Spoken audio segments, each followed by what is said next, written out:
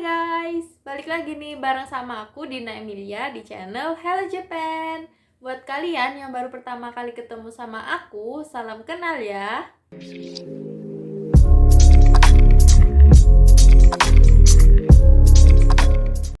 Oke, jadi di video kali ini aku bakal bantu jelasin ke kalian seputar dana talang.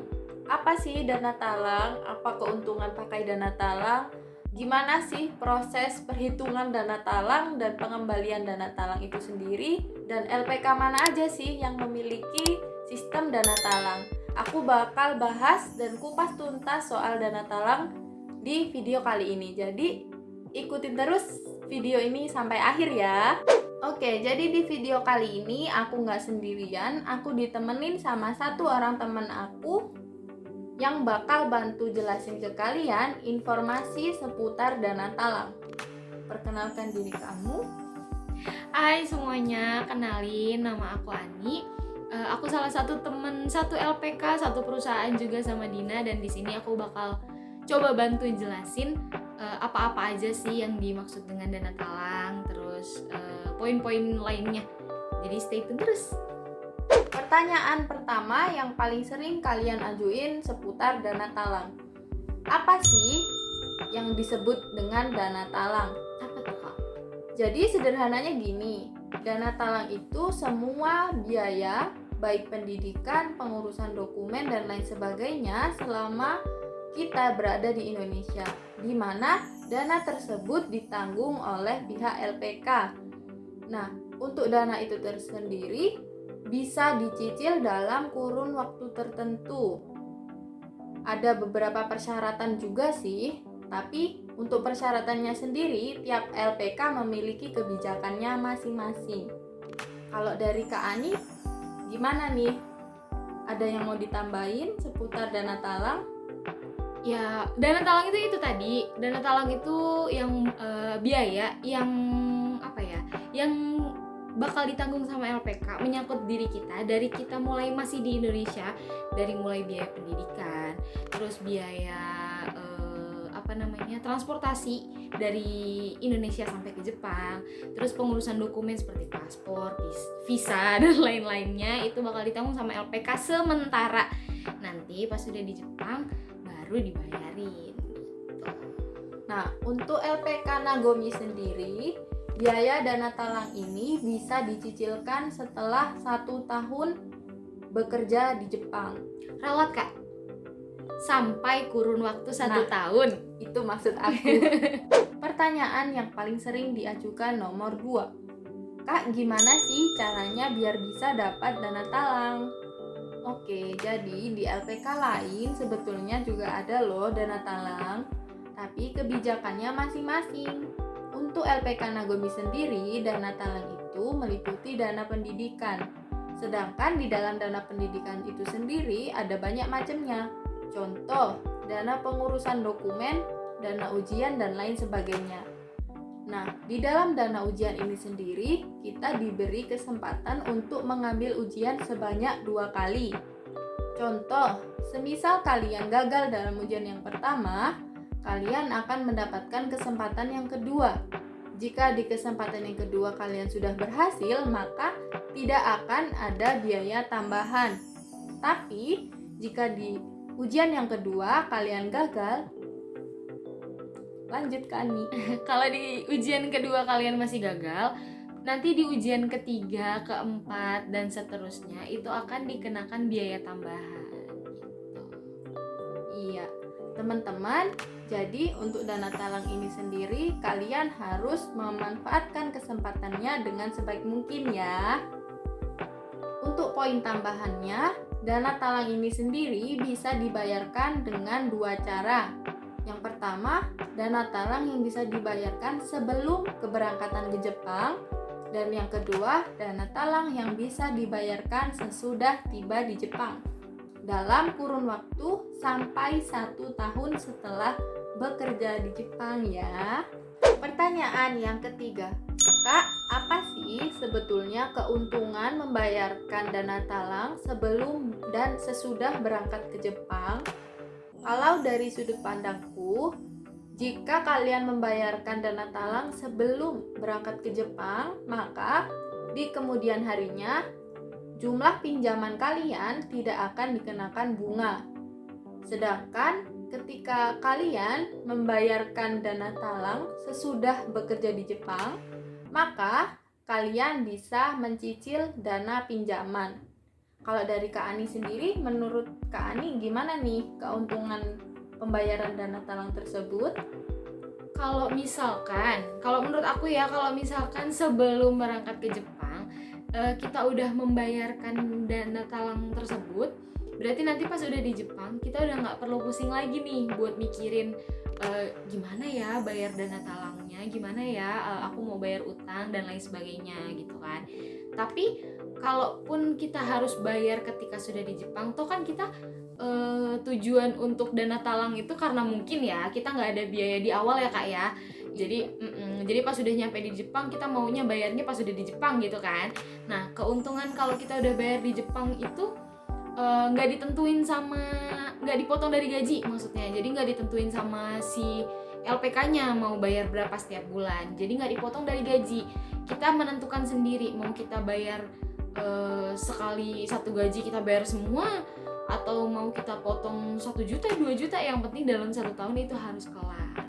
Itu teman-teman. Pertanyaan yang keempat, Kak, gimana sih sistem pembayaran dana talang? Coba dibantu jelasin dong Kak. Oke, jadi di pertanyaan yang kali ini aku bakal bantuin kalian jelasin sedikit tentang perhitungan dana talang. Seperti penjelasan aku sebelumnya, dana talang itu meliputi dana pendidikan. Sedangkan di dalam dana pendidikan itu ada juga dana pengurusan dokumen, dana ujian, dan lain sebagainya. Nah, di antara dana-dana tersebut, maka kalian juga akan mendapatkan bunga yang ditagihkan setiap bulannya. Untuk penjelasan lebih lanjutnya, Kak Ani akan bantu kalian buat jelasin ya. Oke, jadi untuk pembayarannya itu ada biaya pendidikan, terus bunga, sama pinjaman tambahan. Pinjaman tambahan itu apa sih Kak? Meliputi biaya yang tadi tuh, yang kalau misalkan ujian kedua kamu nggak lulus, nanti ujian ketiga itu termasuk di biaya tambahan gitu. Nah, untuk biaya pendidikannya itu berapa sih Kak? Biaya pendidikannya itu beda-beda mungkin di tiap LPK, rate-nya itu kurang lebih sekitar 30 sampai 40 jutaan. Jangan dilihat nominalnya segitu dulu, nanti kalau kamu udah kerja di Jepang, kamu bakal ngerasain kok gimana bayar uang segitu dengan dicicil selama 1 tahun gitu.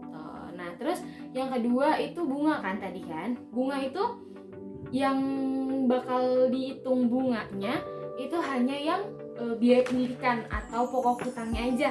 Sedangkan biaya pinjaman tambahan seperti biaya ujian itu nggak dikenain biaya tambahan lagi, biaya bunga lagi lah gitu, nggak dikenakan bunga lagi. Jadi misalkan biaya pendidikannya itu 30 juta, taruhnya 30 juta. Nah, yang dibungain itu yang 30 jutanya ini. Sedangkan kalau misalkan yang biaya tambahan, misalkan kamu 2 kali lagi ujian baru lulus gitu, udah 2 kali ujian dari kuota yang ada, ditambah 2 kali ujian lagi, berarti yang 2 ujian ini kamu harus bayar. Mungkin satu ujian itu sekitar 500.000, jadi 2 ujian 1 juta gitu. Jadi biaya yang harus kamu bayarkan itu biaya pendidikannya yang 30 sampai 40 juta.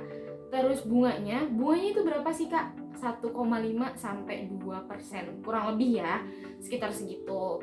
Terus sama biaya tambahan. Kalau misalkan kamu udah lulus di ujian pertama atau kedua, biaya tambahan ini hilang gitu. Dan kalau kamu bayarnya di Indonesia sebelum berangkat ke Jepang, bunganya juga hilang gitu.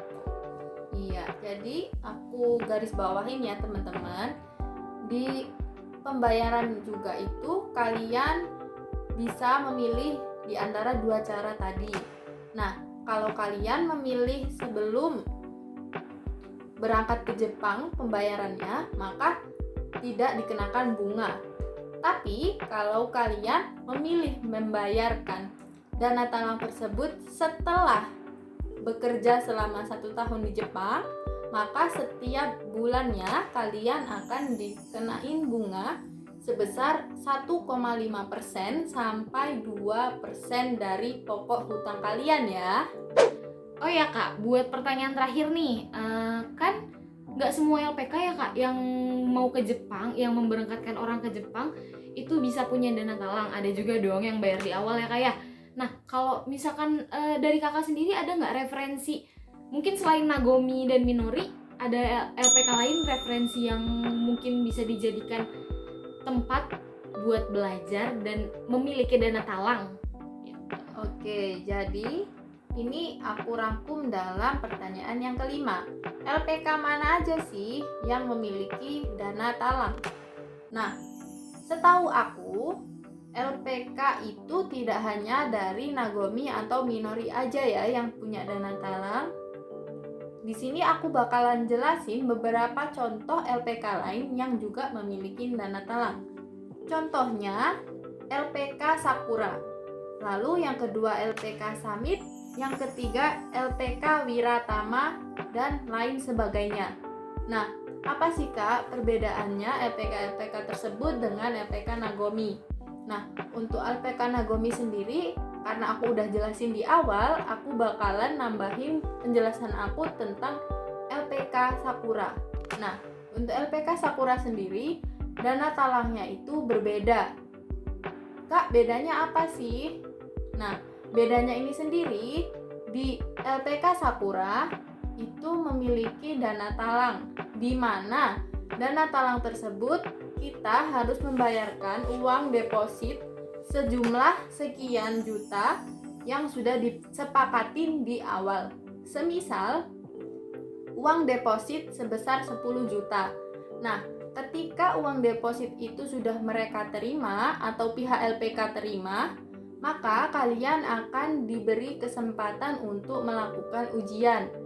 Jika kalian gagal dalam ujian, maka kalian tidak bisa mendapatkan kesempatan untuk dana talang.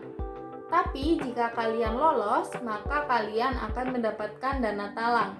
Gitu setahu aku teman-teman. Kalau kalian ada tahu referensi LPK lain yang juga memiliki dana talang, bisa komen di bawah. Kita sama-sama sharing ya tentang informasi berangkat ke Jepang. Gitu teman-teman. Oke, jadi itu tadi kesimpulan yang bisa kami berdua jelasin seputar dana talang di LPK Nagomi. Jika kalian memiliki informasi yang lebih tentang LPK-LPK lain atau informasi tambahan seputar LPK Nagomi, bisa banget nih kalian tulis di kolom komentar. Jangan lupa juga kalian like, share, komen, dan subscribe biar aku makin semangat terus untuk bikin video-video selanjutnya. Mata nih. Mata nih.